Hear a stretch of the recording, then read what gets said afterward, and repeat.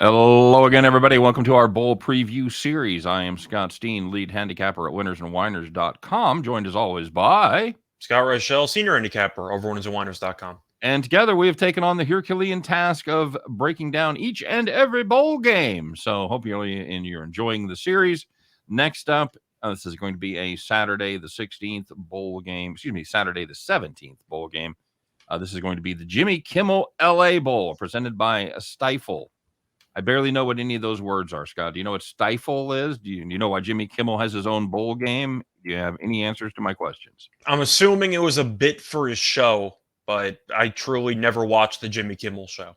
There you go. By the way, Stifle, that's what Edith Bunker used to have to do when Archie got mad. But anyway, it's a wealth tracker is what it is. It's a diversified global wealth management and investment banking company.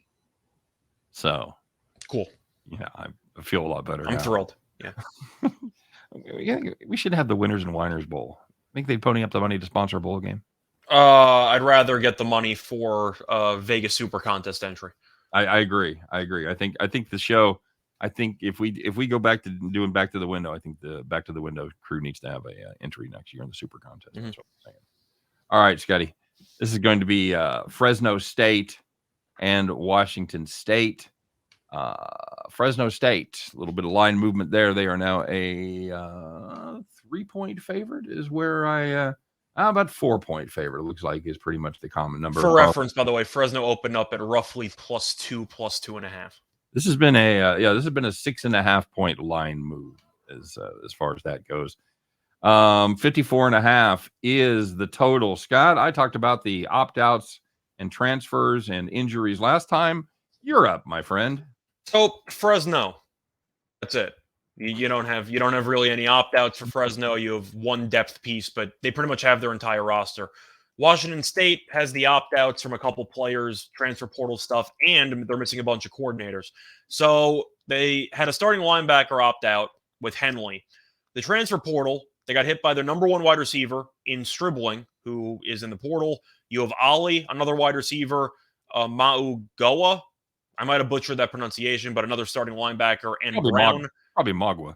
Magua could be. But the point is, Washington State's missing 3 starting linebackers and 2 starting wide receivers. The slot receiver, Bell, is also injured. He will not play.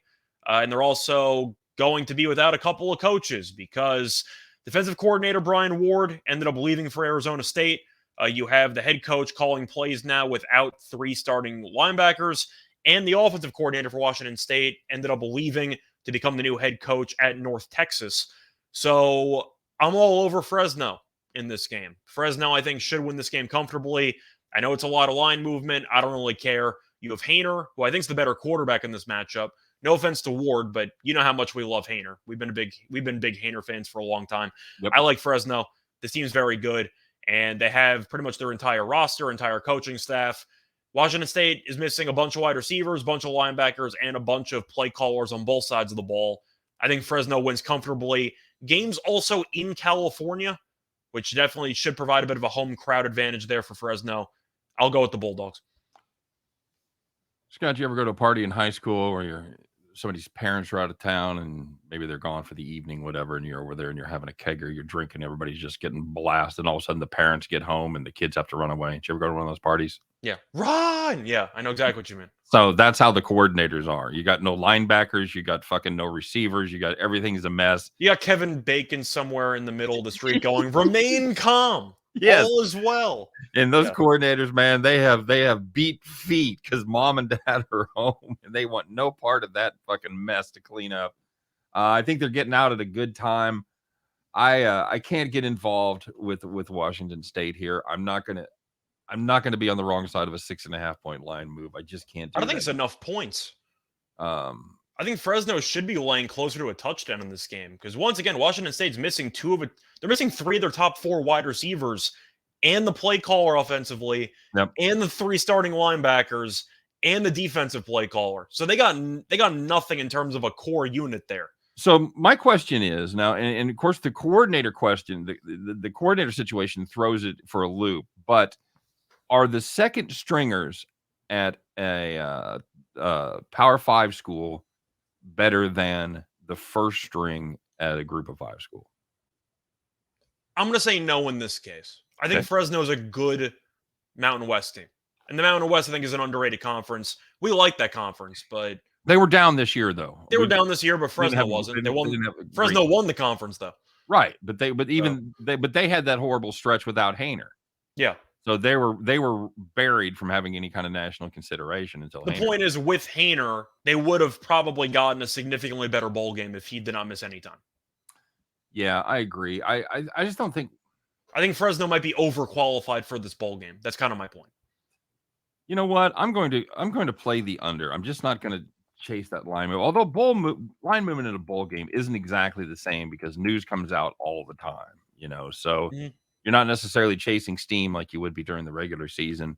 But I've got questions about how Washington State's going to score a lot of points. I got to assume they're going to try to give the ball to Watson in the backfield 20-something times. They got no receivers. They got to run the ball. They have to run the ball. That's my point, and that's why I'm on the under.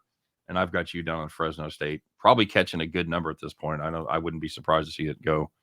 We've made it to 4, so getting up to 5.5 or 5 is not that big of a journey. I think it might get to 6 at some point. But Washington State, they gave up 51 points to Penix and Washington last time out.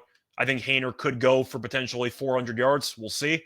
But Fresno does take some time off the clock. They don't exactly speed into it. They can drain 30 seconds per play if they want to. Right. I like the under as well, but I do think Fresno wins this game comfortably. I think Fresno could score 30 and change. Give me some type of 30-17 game. I think Fresno wins comfortably in this game. I think there's going to be some value created here by the Joes that look at these bowl games and go, Power 5 school against the Mountain West school. You're going to give me plus 160 on the money line? Exactly. That's exactly what I'm thinking. So I'm thinking that may keep that number in the more playable range for Fresno State backers. So right now, I'll tell you, I will have a play on Fresno. I think I have to, based on that. Yeah, I'm with you there. Okay, so that's our breakdown of the Jimmy Kimmel LA Bowls presented by Stifel.